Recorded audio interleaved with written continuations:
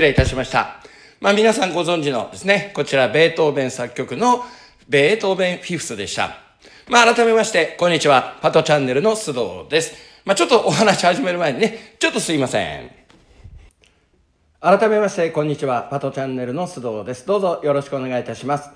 今回の動画のシリーズでは、外国人留学生が受験する EJU 日本留学試験の総合科目についてお話ししていきたいと思います。その第1回目は導入と題しまして、総合科目について、また総合科目を勉強していく上での注意点について少しお話ししていきたいと思います。どうぞよろしくお願いいたします。まず総合科目という試験ですが、詳しくはジャストのホームページ見れば手っ取り早いんですけれども、話さないわけにはいかないと思いますので、こちらはこんな風にですね、出てきますが、現代の政治、現代の経済、現代の社会、そして地理、歴史といった分野から試験が出題されます。で、これらの分野を全部ですね、200点満点換算で80分で解く。これが総合科目の試験になります。ただですね、この200点満点とは言ってますけれども、ジャストのホームページに書いてある通りですね、得点投下っていうのをするんですね。で、こちらですね、2024年度の第2回日本留学試験の総合科目の点数の分布を表した表なんですけれども、こちらパーッと見るとですね、お気づきになると思いますが、最高点が198点なんですね。過去何年かのデータがですね、ジャストのサイトに出ていますので、それ見ていただければわかると思うんですけど、ほぼほぼ最高点は毎回198点になっています。時々199点なんてのも出てくるんですけれども、これが得点投下なんですね。回ごとにいろいろな試験問題が出題されて、その難易度のバランスを取るためにスコアを調整する。これが、得点投下と呼ばれるもので、満点取っても200にはならないよ。といった具合に、このような点数になっています。他の数学のコース2とかですと、200点満点のスコアが出たりするんですけれども、それ以外の科目ですね、見ていただければわかると思いますけれども、得点投下されていて、スコアの修正が行われている、そんな感じの点数になっていますけれども、要は200点満点で、大体ですね、180超えて、190とかあたりになるとですね、ジャストの方から奨学金が出たりするんですけれども、こんな感じでですね、文系の試験が実施されます。で、現代の政治とか経済、社会、さらには地理分野なんてのはですね、今後こちらの動画の方で話せたらいいななんて思ってるんですけれども、この歴史ですね、具体的に数字が書かれていますけれども、1648年以降の日本と世界の歴史が出題される。このような感じで考えておいてください。よろしいでしょうか。簡単ですが、具体的なことはですね、これ以降の動画でお話ししていきたいと思いますので、総合科目っていうのはこんな感じの試験になっています。では次にですね、その総合科目を勉強していく上での注意点、こちらの方お話ししてみたいと思います。総合科目を学習する際の注意点はこちら。この4つになります。この4つを1つずつ見ていきたいと思います。1つ目の注意点です。カタカナ語の日本語発音。これに慣れていくようにしましょう。というのもですね、一番最初に聞いていただいた、こちらですね。ベートーベン。どうでしょう。この動画をご覧の方が日本の方なら別に何とも思わなかったかもしれませんけれども、外国人の方でしたらですね、ちょっと驚かれたんじゃないでしょうか。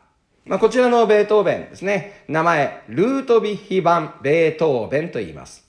そう。日本人が発音すると、このような発音になるんですね。ルートヴィヒ版ベートーベン。いかがでしょう。これは日本語読みの発音になります。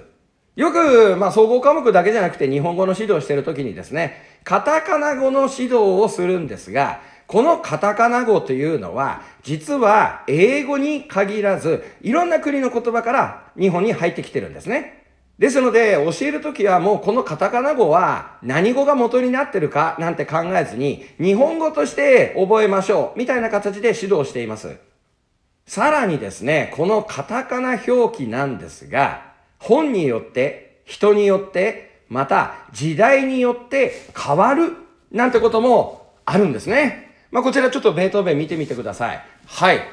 どうですか？実は私が子供の頃は、ベートーベンはこのような、こちらの方ですね。ベートーベンみたいな感じで表記してました。ところがですね、最近の流れとして外国語から入ってきたカタカナ語は、なるべくその元の発音に近い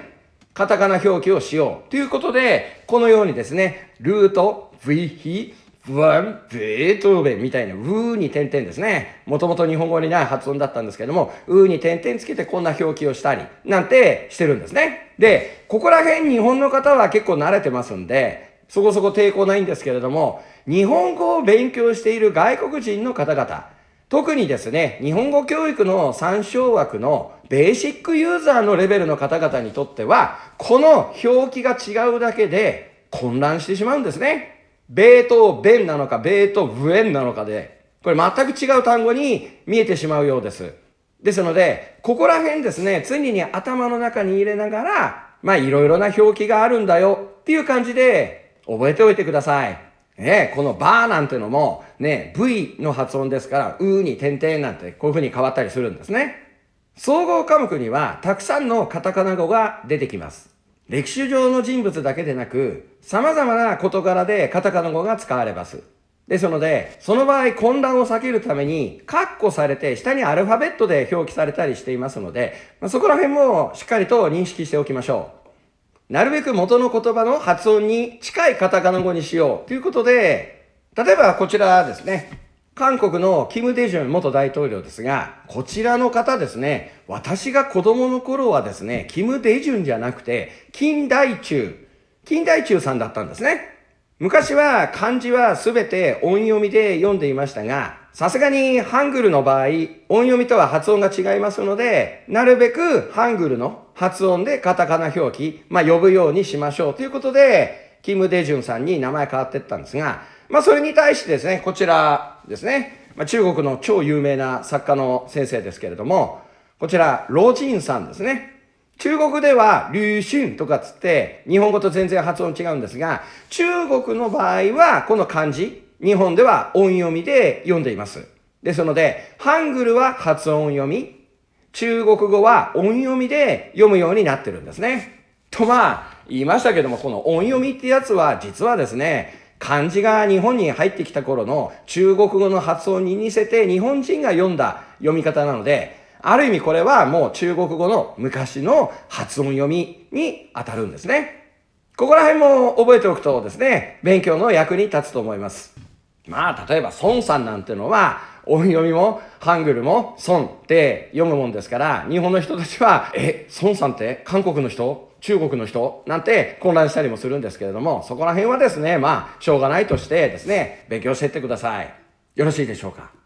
こんな具合に、カタカナ語というのは、本によって、教科書によって、また人によって、さらには時代によって違う表記がされたりします。先ほどお話しした歴史分野の1648年というのは、実はヨーロッパでウェストファリア条約が結ばれ、初めて国際社会というのが誕生した年とされています。このウェストファリア条約というのも、実は最近の教科書ではベストファーレン条約なんて表記が変わってたりするんですね。私たちはウエストファリアで勉強しましたけど、最近の受験生たちはベストファーレンで勉強していますので、ここら辺ですね、本当に日本語がまだまだの人は混乱すると思いますので、さっきも言った通り下にですね、カッコでね、アルファベットで書かれてますので、必ずそこを確認するようにしましょう。というよりも、そこ読んでわかるようにぜひなってください。よろしいでしょうか。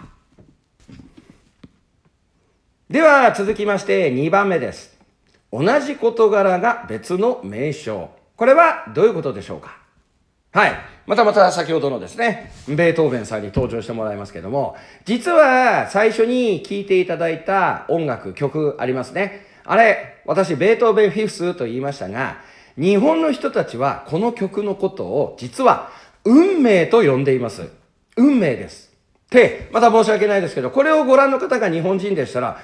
なんでだから何っていう感じだと思うんですが、これを聞いて少し驚いた外国の方はたくさんいらっしゃると思います。というのは、この曲を運命と呼ぶのはどうも日本人くらいらしいんですね。これまで様々な国の留学生と交流してきましたが、確かにね、世界190何カ国の人全員とね、話すってわけではないんですけれども、この曲を運命って呼んでる国っていうのはないんですね。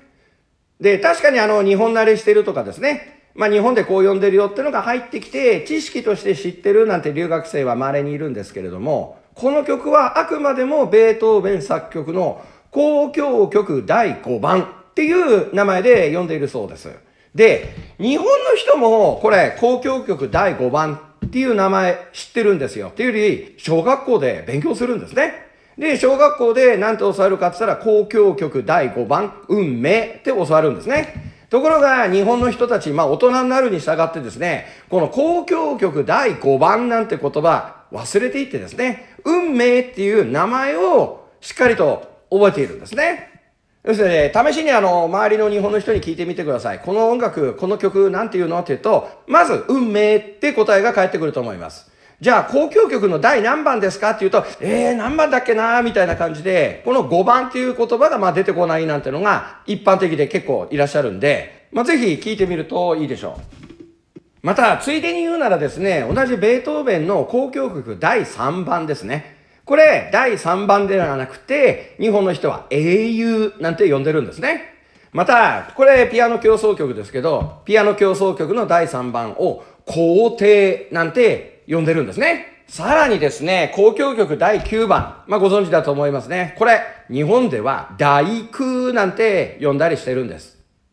はい。ちょっと総合科目と違う話じゃねえと思ったかもしれませんが、要は、海外のものに日本人が日本語の名前をつける。この日本語の名前を和名なんて言ったりするんですけども、この和名がかなりあって、日本の人たちは元の名前よりもこの和名をしっかりと覚えてるなんていう方が大勢いらっしゃいます。ここら辺ですね、ぜひ知っておいてください。ねえ、確かにですね、理系、理科系で言うなら、動物とか植物ですね。これなんてのは、世界共通の学名なんてのがあるんですけれども、国によってそれぞれ呼び方は違うと思うんですね。例えば、こちらの動物ですね。ご存知の通り、日本ではパンダと呼んでます。じゃあ、本元の中国では、日本語では熊猫って書いて、シオマオなんて呼んでるんですね。じゃあ、学名はっていうと、ちょっと私には読めません。こんな具合に、元々の名前があるけれども、日本人は日本の名前をつけて呼んでいるなんていう事柄があって、実は総合科目で学習する政治、経済、社会、さらには地理とか歴史分野においては結構この和名を使って説明したり覚えたりしているっていう事柄がありますので、ぜひですね、総合科目勉強していくときには、そこら辺も頭の隅に置いといてください。例えばですね、こちら、どうでしょう。実は、この革命のことを日本では名誉革命と呼んでるんですね。ところがですね、同じ漢字を使う中国では、このようにですね、日本語で読むと、光栄革命って呼んでるそうです。これ同じ事柄を指すんですが、2種類の漢字っていうか、国によって呼び方違うっていうことの一つの例なんですけれども、普通に年号とかですね、起きた場所とか調べれば、漢字が違ってても同じことを指してるんだなっていうのもわかると思うんですけれども、例えばさらにこんな具合ですね。甲午戦争って日本では読むんですけれども、こちら実は日本語では日清戦争って呼んでるんですよ。で、この甲午っていう字を初めて私見たときにですね、すぐ多分日本の人同じ感想を持つと思うんですけど、同じ年に起きた甲午農民戦争のことと勘違いしてしまうんですね。このように海外の出来事とか海外の事柄でも日本語で勉強している。こんなことを認識しておいてください。要はですね、総合科目で使用される名称は日本の学者がつけた日本語の名称だ。これをしっかりと覚えておきましょう。ですので、世界共通の呼び方であるとは限らないんですね。ここら辺ぜひ覚えておいてください。はい、そして3つ目です。日本の文化的背景。これも総合科目を勉強する際にはしっかりと認識しておきましょう。文化的背景といってもそんな難しいこととかですね、生々しい話ではありません。こんな感じですね。一つ目、日本の人は三つ並べるのが大好き。これはなんか聞いたことあるんじゃないですかね。三大なんとかなんてんで表現するんですね。例えば、日本にもたくさんの川があります。その川の中で日本三大急流と呼ばれる川が3つあるんですね。日本の川の中で特に流れが速くて急な川と呼ばれる川を3つ挙げてるんですね。最上川、富士川、球磨川。この3つを並べて日本三大急流なんて日本では呼んでいます。こんなお話をすると、先生、私の国でも3つ並べますよなんてこう言ってくるんで、なるほど、これ結構いろんな国でもそうなのかなって思ってよくよく聞いてみると、こんな具合にですね、順位つけるんですね。1番、2番、3番、金、銀、銅。確かにオリンピックはね、上位3人がメダルもらえますけれども、この場合、その日本の三大なんとかっていうと、別に優劣をつけるわけじゃないんですね。有名なものを3つ並べるっていう感覚です。で、もちろんこれですね、科学的に調べて、どの川が一番急流かなんてのはわかるかもしれないんですけれども、基本日本の人はそんなことあんまり考えずにですね、三大なんとかつってどれが一番だなんて言うと、個人個人の主観による、その人自身の考えで、ある人は最上川が一番だとかですね、ある人は球磨川だなんていうふうに考えると思いますので、これもぜひ覚えておいてください。あとですね、日本の人からするとこちら、世界三大美人なんてのがいて、一人目がエジプトのクレオパトラ、二人目が中国の楊貴妃、三人目が日本の小野の小町なんてんで、この三人をですね、世界三大美人なんて呼んでるんですね。この美人だってね、わかると思います。誰が一番美人かなんてのは人によると思うんですね。こういった具合に3つ並べても上位がね、1番がどれだじゃなくて、よく3つ並べたがるよっていう、そういった文化的背景を隅に置いといてください。もちろんですね、上位3人とかつってね、1位、2位、3位とかね、金、銀、銅なんて、この習慣も日本にはあるんですけれども、それ以外、優劣をつけずに3つ並べるっていうことがたくさん出てくると思いますので、ぜひ覚えておきましょう。次に、これは日本語的な話なんですけれども、これを覚えておくと総合科目の学習に役に立つと思います。それは何かって言ったら、日本語、長い日本語を短縮するときは、3拍から4拍に短縮する。これ覚えておくと役に立つと思います。で、特に4拍に短縮する言葉が多いんですね。これは日本語の先生として、資格試験を受けるときに勉強した際に、へーって思いながら勉強したんですけれども、省略語、短縮語は4拍が多いんですね。例えばですね、こちら、国際連合。これ短縮すると、国連と4拍で発音になるんですね。で、またこちら、日本銀行。これも短縮すると、日銀なんて4拍になるんですね。また、原子力発電所。これも短縮すると、原発4拍に短縮されるんですね。ですので、これぜひ覚えておいてください。というのも、日本の人と会話してて、普通は正式名称よりは短縮した表現を使います。国連のこともいちいち国際連合なんて呼ばずに国連って呼んでみたりですね。原子力発電所もいちいち原子力発電所なんて呼ばずに原発って言ってみたりですね。ですので、と思うようなことがあった。あれこれ省略語じゃないの元の言葉はみたいに覚えておくと今後の勉強に役に立つと思います。で、これは特にですね、読む、聞く、話すの4技能5領域のうち、聞く力、聞いてわかる力がまだまだだっていう人には役に立つ知識ですので、ぜひですね、これを踏まえながら総合科目の勉強をしていってください。よろしいでしょうか。では最後の4番目ですね。知識は母語で確認。これ、ぜひ勉強する際はやってってください。ここまでお話しして大体わかるかと思いますが、とにかくこの聞く力っていうのがまだまだな人、特に日本語教育の参照枠のベーシックユーザーに当たる人たちは本当に注意してほしいんですね。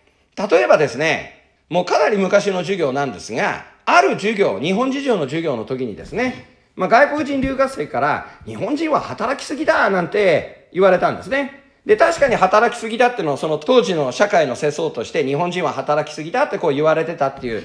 そういう時代だったんですけども、その時に流行った言葉がですね、日本人は仕事中毒だとかですね、会社主義だ、会社第一主義だなんて言葉でこう揶揄されてたりしたんですけれども、それをですね、留学生にお話ししました。ねえ、日本の人は仕事中毒だからみたいな感じでね、また会社主義だからみたいな話したら、この会社主義っていう日本語がうまく聞き取れなかった、理解できなかった留学生がいたんですね。会社主義ってなんだっていうふうに悩んだ留学生が、授業後、同じ国の他の留学生とこう話して、今日会社主義って言葉出たんだけど、これなんだろうみたいな話したら、こう話の中でですね、その会社主義ってなんだっていうか、いつの間にか会社主義が社会主義に変わって伝わっちゃったんですね。これ社会主義の間違いだよみたいな感じでなったらしいんですね。で、次の授業でいきなり学生からクレーム来てね、先生は嘘を教えました。何って聞いたら、日本は社会主義の国だと言いましたとか言い出すんですね。はぁってなりましたけれども、よくよく考えたらやっぱそういう言葉の、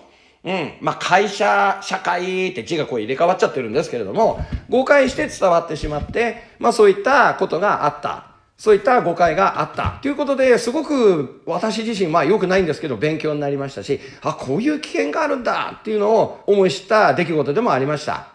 ですので、勉強していく際に、例えば本当は母語で勉強してほしいんですけども、そうも言ってられず、日本語でこの総合科目の知識を勉強するときには、その日本語がわかんなかったら、そのままにするとか、勝手な推理をしてしまうではなくて、必ず調べるようにしてください。ちょっと手間かかりますけれども、それが一番正確なやり方です。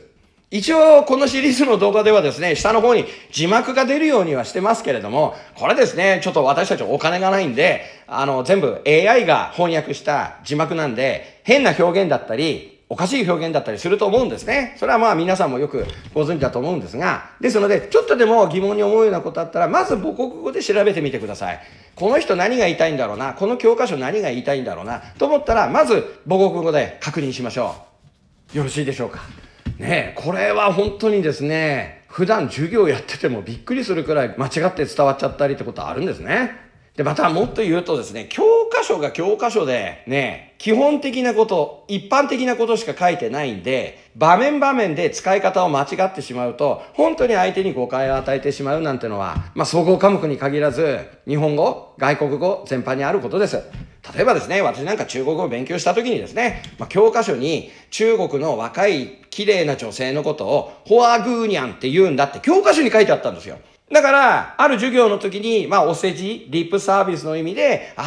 このクラスはホアグーニャンがいっぱいいますねって言ったら、突然男性の中国人留学生が大笑いしながらですね、ある留学生がですね、ホアグーニャン、ただ言うとか言い出してみんな大爆笑してて、何のことか分からなかったんですね。なんで笑ってんだろうと思ったら、今では分かりますんでね。そんなことになったらですね、ホアンジュンヌーラーとかつってね、冗談でこっちも言い返して大笑いしたりするんですけれども、またですね、こちら、わかります？カセットテープと言いますけれども、昔は日本語能力試験の聴解の練習なんてのも全部このカセットテープ使ってたんですね。このカセットテープっていうのは規格は同じでもいろんな種類があってですね、ノーマルポジションとかですね、ハイポジションと呼ばれるカセットテープの種類があったんですね。で、私のいた学校はね、やっぱ貧乏な学校だったんで、安物のカセットデッキしかなかったんで、ノーマルポジションのテープしか使えなかったんですね。ところが、ある時ですね、韓国人留学生が、先生、これ使ってくださいって持ってきたのが、ハイポジションのカセットテープだったんですね。で、それを見た時に、私はもうすぐに、これハイじゃねえかよって言ってしまったら、もう韓国人の男の学生が固まったんですね。で、周りにいた女の韓国人の学生たちも、ってすごいびっくりしたんですね。先生、今何と言いましたかって聞かれたんで、ハイだよって言ったら、女の子とうとう悲鳴上げたんですね。で、男の子が大笑いしながらですね、先生、どんな意味ですかって言うから、いや、すごいテープだよ、みたいに、わかりやすい日本語で説明したら、すごい何ですかって言うから、もうこっちもイラッときたんでね、すげえだとかって言ったんですね。はい。大変失礼しました。これ韓国の方ならね、もう想像つくと思いますけれどもね、これもう悲鳴上げて女の子なんかいなくなっちゃいますし、今そんなこと言ったらとんでもないって言うんですけれども、いや、これ普通に日本語ではそう言うんですよ。ハイポジションを4拍に短縮したらハイって言うんですね。それを変な風に聞こえたからっつって、まあ、冗談で済めばいいですけれども、ね、関係性ができてないですね、間柄ですと、本当とんでもない誤解出てきます。ね、もっと知りたければ英語で選挙って調べてください。で、選挙って単語、日本人に発音してもらってください。びっくりする発音してますね。R じゃなくて L の発音です。もうこれ以上この話はしませんけれども、な具合にですね、会話だけじゃなくて、本でもそうなんですけれども、誤解して伝わっちゃうっていうのが一番怖いです。特にこの文系で、しかも政治とか歴史なんていうと、結構生々しい、非常に微妙な問題っていうのがあって、それがですね、とんでもない大きなね、ぶつかり合い、衝突になってしまうなんてこともありますので、ぜひですね、おかしいな、なんだこれと思ったら、まずは自分で結論を出すんじゃなくて、母国語で、母語で知識を確認するようにしてください。よろしいでしょうか。ということで、今回の動画では導入という形で、こちらの方ですね、総合科目の試験はこうだよっていう話から、総合科目を学習する上での注意点、お話しいたしました。次回からはですね、実際にこの、ここで言うならですね、現代の政治というところから少しですね、授業といいますか、総合科目の試験に役立つお話をしていきたいと思います。それではまたお会いしましょう。Good luck!